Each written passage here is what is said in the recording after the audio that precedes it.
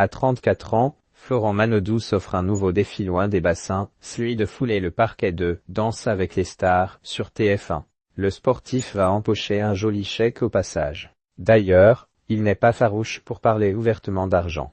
Depuis les années 2010, Florent Manodou met ses pas dans ceux de sa célèbre sœur, Laure Manodou. Le nageur, spécialiste de la nage libre, a cumulé les médailles et a donc bâti une solide carrière professionnelle. Carrière lucrative comme il l'a admis en interview dans Les Gens, sur YouTube. Florent Manodou et l'argent, ce gros plaisir qu'il s'est offert. Invité de Guillaume Play, le nageur a été questionné sur sa réussite dans le sport et sur comment il gère l'argent qu'il remporte grâce aux compétitions et aux contrats publicitaires. Est-ce que tu as pu te faire des plaisirs, des kiffs, en gagnant de l'argent et des médailles? Comment tu t'es fait kiffer? Lui a demandé l'animateur. Plutôt que de tourner autour du pot, Florent Manodou a répondu avec une grande franchise. Mon premier kiff.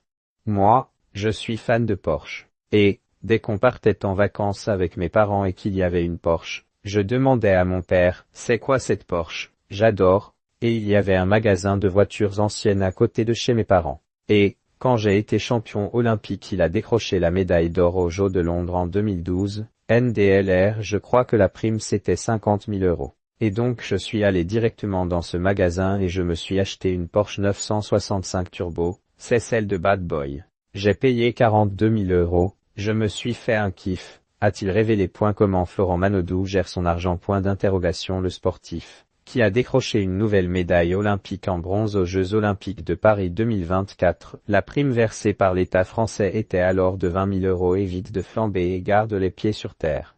Après, j'ai gagné de l'argent avec les sponsors et tout. Et je place, un peu dans la pierre etc. Mais le plus gros kiff que je me suis fait c'est ça, a précisé Florent Manodou.